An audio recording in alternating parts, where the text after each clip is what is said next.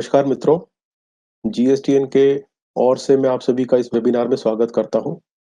मेरा नाम है संजय कुमार शर्मा और मैं जीएसटीएन की ट्रेनिंग टीम में सीनियर मैनेजर के पद पे कार्य कर रहा हूं। पिछले 1.5 वर्ष से मैं आउटरीच और कैपेसिटी बिल्डिंग एक्टिविटीज में आपके सामने कुछ वेबिनार्स भी लाया हूं।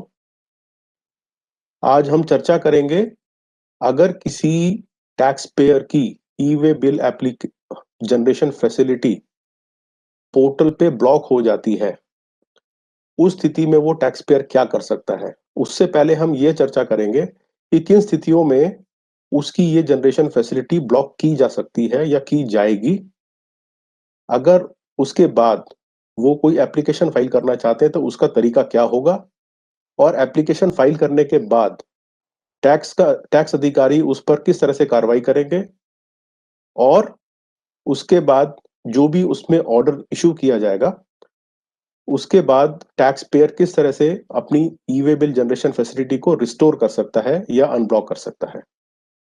तो आइए चर्चा शुरू करते हैं।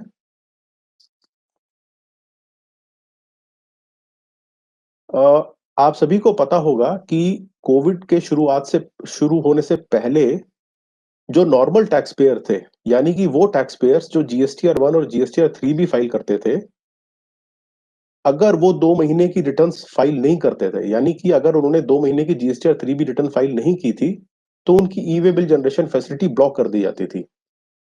अब फर्क ये आ गया है कि 1 दिसंबर 2020 से सब तरह के टैक्स पेयर्स, चाहे वो नॉर्मल टैक्स पेयर्स हैं जो जीएसटीआर 1 और 3 भी फाइल करते हैं, या वो टैक्स पेयर्स हैं जो कंपोजिशन स्कीम के तहत रिटर्न्स फाइल करते हैं और क्वार्टरली बेसिस पे अपना सीएमपी 08 स्टेटमेंट फाइल करते हैं, दोनों ही तरह के टैक्स पेयर्स के लिए ये एक तरह से एक ये कंडीशन लगा दी गई है कि अगर वो 2 टैक्स पीरियड की कॉन्सिक्यूटिव टैक्स रिटर्न्स फाइल नहीं करेंगे, यानी कि 2 महीने की जीएसटीआर 3 भी रिटर्न अगर फाइल नहीं की होगी, या 2 क्वार्टर्स की सीएमपी 08 स्टेटमेंट नहीं फाइल किया जाएगा, उस स्थिति में उनका e-way bill generation facility block कर दी जाएगी।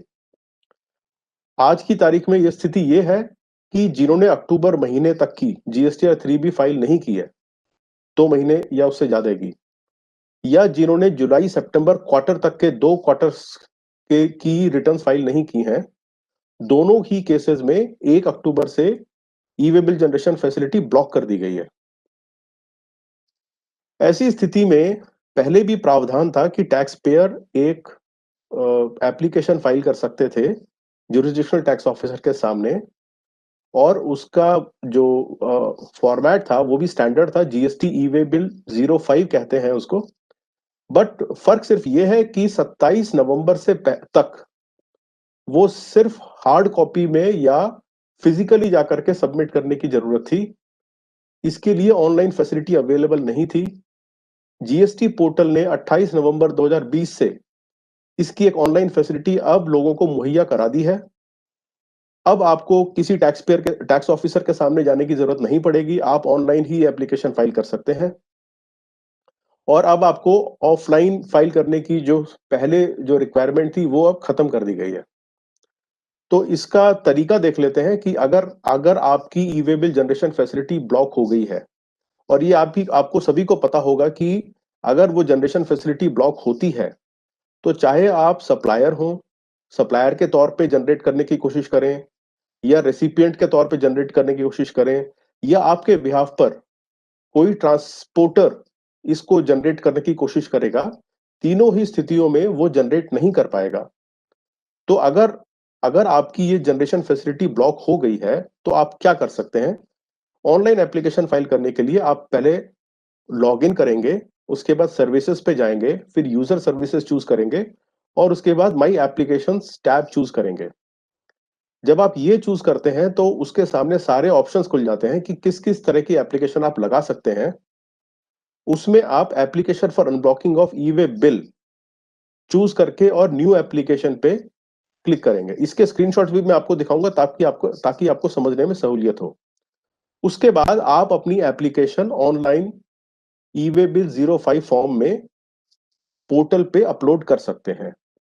इसी के साथ आपको ये भी सहूलियत है कि आप 4 डॉक्यूमेंट्स जिनका साइज 1 MB के बराबर हो सकता है ईच, अकेले डॉक्यूमेंट का, वो भी आप साथ में अपलोड कर सकते हैं। आइए देख लेते हैं इसके बाद क्या हो सकता है। अगर आपने एप्लीकेशन फाइल की है तो टैक्स ऑफिसर या तो उस पे सीधा ही ऑर्डर पास कर सकता है, एक तरीका तो ये है।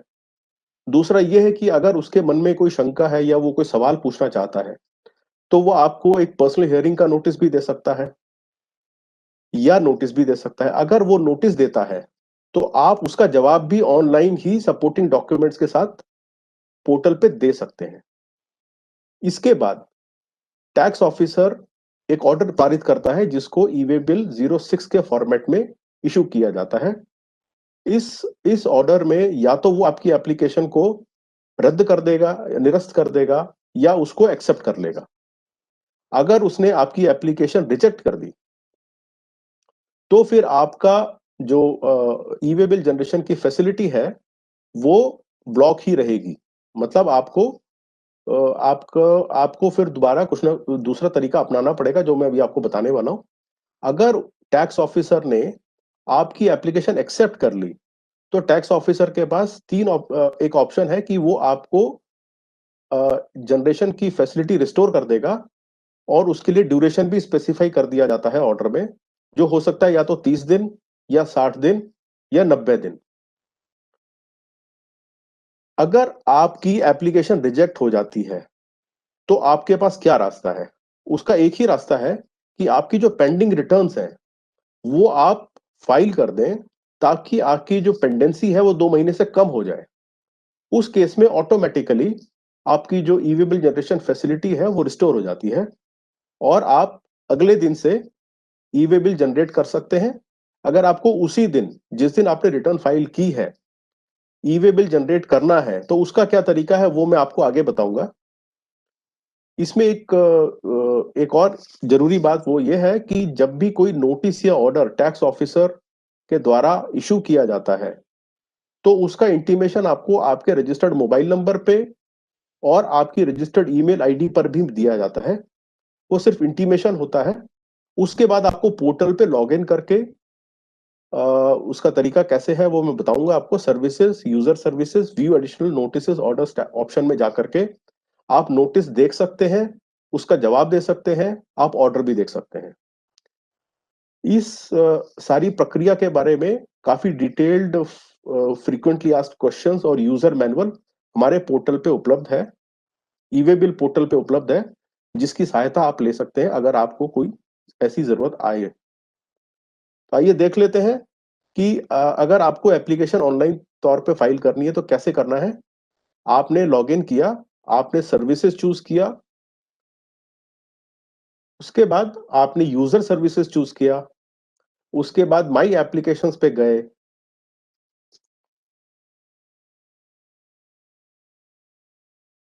उसके बाद जब आप माई एप्लीकेशंस पे क्लिक करते हैं, तो ये सारे ऑप्शन खुल जाते हैं, जिसमें सबसे नीचे आप देख सकते हैं application for unblocking of e-way bill. ये आपको चूज करना है, और उसके बाद आपको न्यू एप्लीकेशन चूज करना है।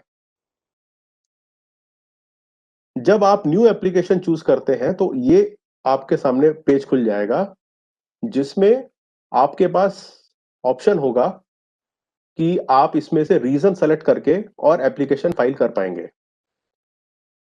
तो इसमें क्या-क्या रीजन हो सकते हैं वो देख लेते हैं। यहाँ पे तो आपको स्क्रीनशॉट में दिखा रहे हैं, बट मैं आपको अगले पेज पे दिखा देता हूँ क्या-क्या रीजंस आप उसमें चूज कर सकते हैं। अगर आपको कोई आर्थिक परेशानी ऐसी है जिसकी वजह से अगर आपका e-way bill generation facility restore नहीं हुई, तो आपको काफी आर्थिक नुकसान हो जाएगा। एक एक कारण ये हो सकता है, या किसी अपीलेट अथॉरिटी या कोर्ट ने आपकी e-way bill generation facility restore करने का आदेश दिया हो, या आप एक पर्टिकुलर तारीख तक अपनी रिटर्न फाइल करने के लिए आश्वासन दे रहे हैं, ये भी एक कारण हो सकता है। अगर सामान इस तरह का है कि वो पेरिशेबल है, मतलब खराब हो सकता है, शेल्फ लाइफ ज्यादा नहीं है, और उसकी कीमत खत्म हो जाती है अगर वो ट्रांसपोर्ट नहीं किया गया, वो भी कारण आप दे सकते हैं। या कोई सप्लाई इस तरह की है जो बहुत ही क्रिटिकल है, या डिफेंस प्रोडक्शन से रिलेटेड है, वो भी कारण आप चूज कर सकते हैं। इसके अलावा अन्य कारण का टैब भी आप चूज कर सकते हैं। अगर आप अन्य कारण, अदर रीजंस अगर आप चूज करते हैं, तो आपके सामने इस तरह से एक बॉक्स भी खुल जाता है, जिसमें आपको वो कारण लिखना पड़ता है। तो उसमें आप वो संक्षिप्त में वो कारण लिख करके तब उसके बाद में भी एप्लीकेशन फाइल कर सकते हैं। तो एक बार आपने ये सारा का सारा फॉर्म फिल कर लिया, तो उसके बाद आप उसको सबमिट में जाते हैं और उसके बाद आपको ये वार्निंग दिखाई देती है। उसके बाद अगर आप डीएससी से फाइल करना चाह रहे हैं या ईवीसी से फाइल करना चाह रहे हैं, वो ऑप्शन आप चूज़ कर सकते हैं। अगर आप ईवीसी से फाइल करेंगे, तो आपके पास ओटीपी आएगा जिसके द्वारा आपको तरीका मालूम है।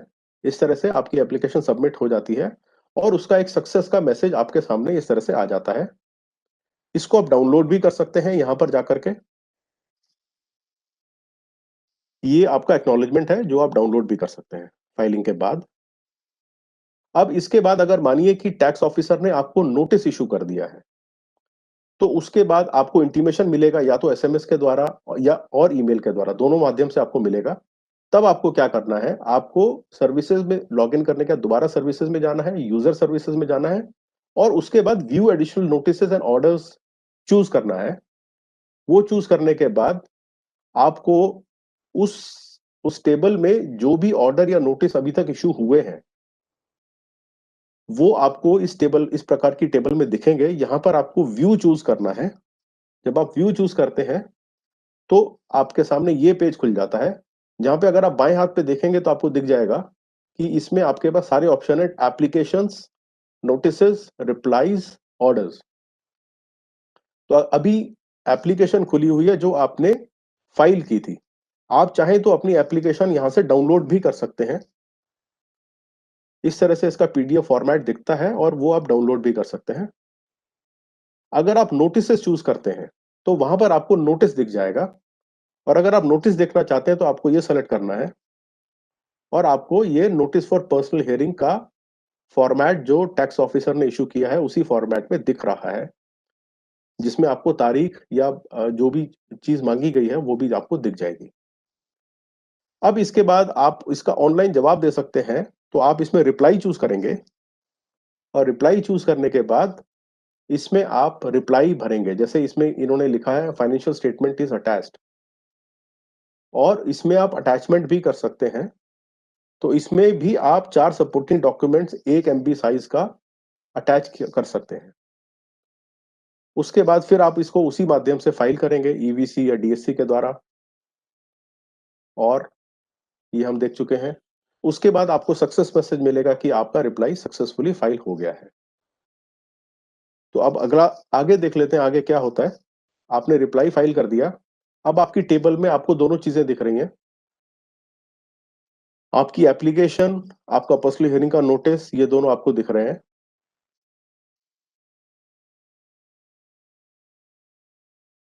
इसी तरह से आप अपना ऑर्डर भी देख पाएँगे। अगर ऑर्डर आपके फ़ेवर में है, तो आप इमीडिएटली उसके बाद अपना ई-वे बिल जनरेट कर पाएँगे। अब देख लेते हैं कि अगर आपका ई-वे बिल जनरेशन फैसिलिटी या तो टैक्स अधिकारी द्वारा रिस्टोर कर दी गई है या रिस्टोर नहीं कर जाने किए जाने की स्थिति में आपने अपनी रिटर्न फाइल कर दी है। तो जैसा मैंने आपको पहले बताया था, उस केस में अगले दिन से आपकी ई-वे बिल जनरेशन फैसिलिटी शुरू हो जाती है। लेकिन अगर आप उसी दिन अपना ई-वे बिल जनरेट करना चाहते हैं, तो आप ई-वे बिल पोर्टल पे जाकर के कर सकते हैं। ये मैं आपको अतिरिक्त जानकारी दे रहा हूँ कि आप ई-वे बिल पोर्टल पे जाएँ और वहाँ पर बिना लॉगिन के ही अपडेट ब्लॉक स्टेटस आप सर्च के नीचे देख सकते हैं यहाँ पर। यहाँ पे इसको सेलेक्ट करेंगे। यहाँ पर अपने जीएसटीआईएन डालेंगे और ये कैप्चा डालेंगे और गो पर क्लिक करेंगे। उसके बाद आपका स्टेटस जो है वो यहाँ पर दिख जाता है कि आपका जीएसटीएन स्टेटस एक्टिव है और आपका ब्लॉक स्टेटस यहाँ पर अनब्लॉक्ड दिख रहा है, नॉट ब्लॉक्ड दिख रहा है, बट वो हम मान के चल रहे हैं कि ब्लॉक्ड है आपका। अब ये देखिए यहाँ पर ये मैसेज आया हुआ है कि this particular GSTN has not filed the return for 2 successive months और अगर आप इसको अपडेट करना चाहते हैं, तो इसके नीचे जो ब्लू टैब में दिख रहा है update unblock status from GST common portal, इस पे आप क्लिक करेंगे। तो जैसे ही आप इस पे क्लिक करेंगे, ये जीएसटी पोर्टल से इंफॉर्मेशन फेच करेगा और आपका स्टेटस ई-वे बिल पोर्टल पे अपडेट कर देगा ताकि आप तुरंत ही ई-वे बिल जनरेट कर पाएँ। तो दोस्तों, ये था आज का वेबिनार इस विषय पर।